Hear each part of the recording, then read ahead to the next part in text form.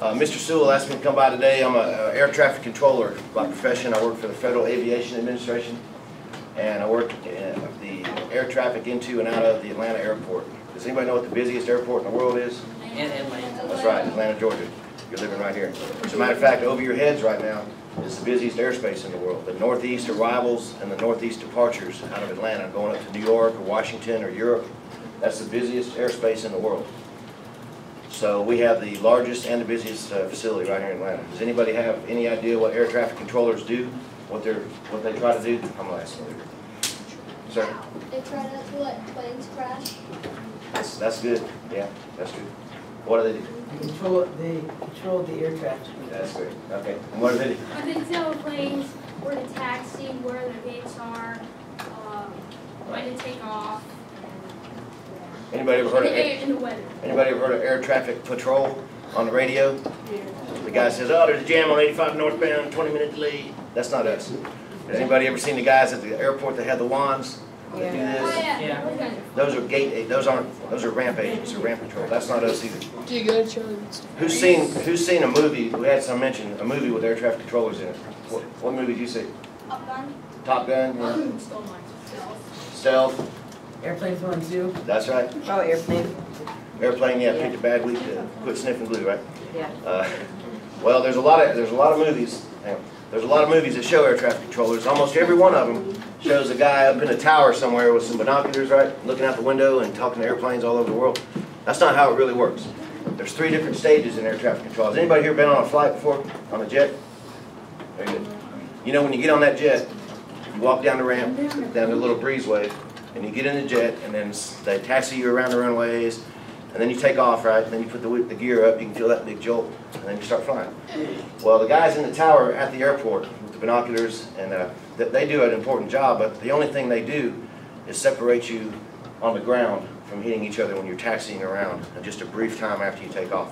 So they're responsible for ground control, okay?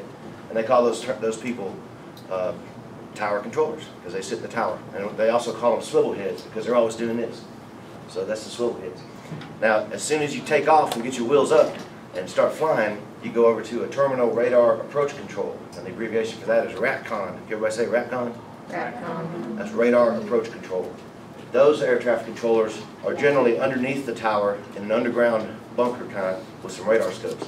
And they talk to the airplanes right after they take off the runway until they get up to about 10,000 feet or so, okay? Because it's so busy around Atlanta, they have to have a controller just to talk to them in that area. And once you get above that altitude and you're flying en route to your next airport, they call those controllers center controllers, and that's what I do. I work at what's called an Air Route Traffic Control Center, and the largest one in the world is in Hampton, Georgia. Has anybody ever been to the NASCAR track? Motor Speedway? It's right across the street from there. There's big antennas out in the woods, and the building, most of it's underground, so most people don't even know it's there. But it's the busiest air traffic facility in the world. And we handle you while you're above about 10,000 feet. You get up to your cruising altitude, and then you all take a nap and wake back up later.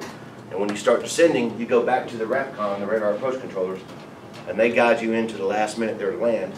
And then you talk to the tower guys again, and they separate you from the end of the runway to your gate.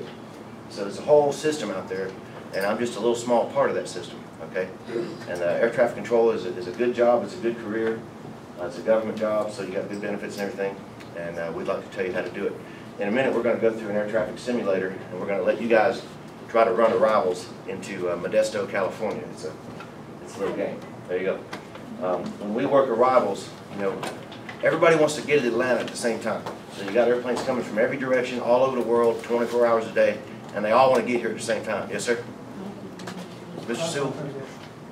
They all want to get there at the same time because everybody wants to land at 8 o'clock or take off at 7 in the morning, you know, because it's along the same, like a traffic jam on the highway.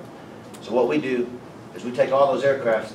I'll sit in front of a radar scope with a little headset on, and you know, I'm usually shaking, and so nervous that somebody's gonna hit. And we'll tell them, turn left, turn right, or climb, or descend, or speed up, or slow down. And the point is to get all those airplanes that are all heading to the same point, to get them lined up, one after another, and have them fly into Atlanta and land safely, okay?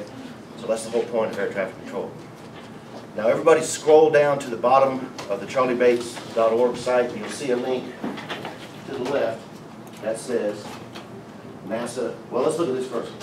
Let's look at ATC Animations. Everybody click that. It'll take a second to come up. That's the wrong link, man. What are you doing?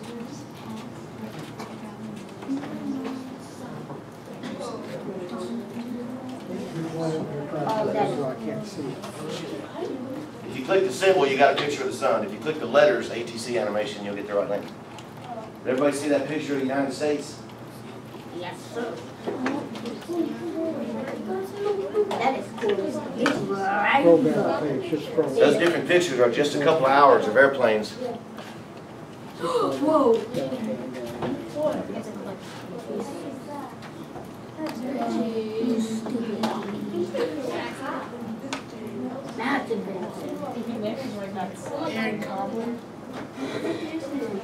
Yeah, Aaron Coblin is an ex-air traffic controller and artist, and those are all pictures of different flight paths going into and out of the United States. It's very, very busy. We are, basically all the air traffic in the world comes through Atlanta. Okay? So everybody, if you want to close that window down, you can look at that later on my website when you get home if you want to. Yes, sir. And there's a link. Look at Jesus. Yeah, how about that? So close that down and go back to the Charlie Bates page, and there's a link that says NASA Smart Skies. Click the letters, though, not the picture of the radar. Click NASA Smart Skies.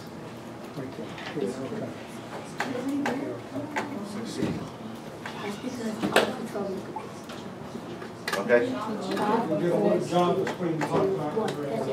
Yeah, you see the little Java box, just let it run. It'll take a second. And go ahead and maximize that window, too.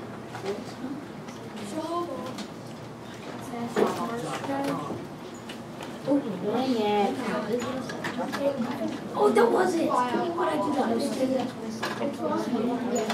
Alright. I see we're all getting there. Whoa, just didn't want to go before.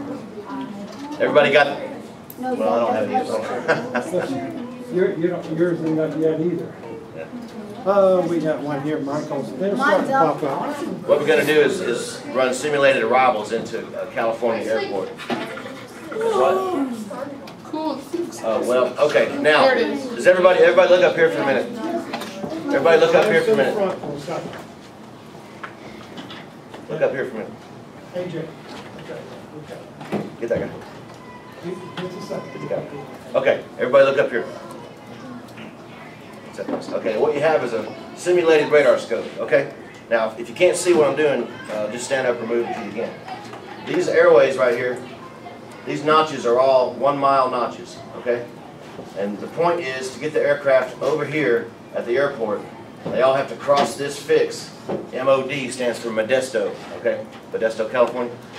All these aircraft have to cross this fix 3 miles apart, doing, as fast as possible, but 3 miles apart. If they hit each other, then everybody dies. We don't want that to happen. So here's what you can change. Though. This is very important here. Here's what you can change on these airplanes. The first line is American 12, okay, and DAL is Delta Flight 88. If you see these drop-down arrows, you can show the route, which shows you the direction this guy's going to go to get there, okay, on both of them.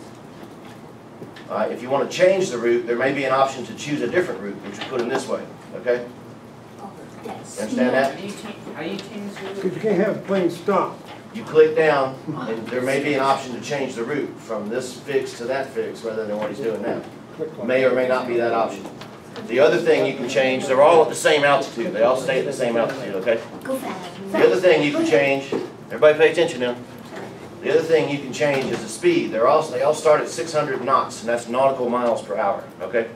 A nautical mile is 6,000 feet, and a regular mile is 5,280 feet. Doesn't really make any difference. You can change their speed by clicking a different speed, okay? Now the whole point of this, you see the target time over here?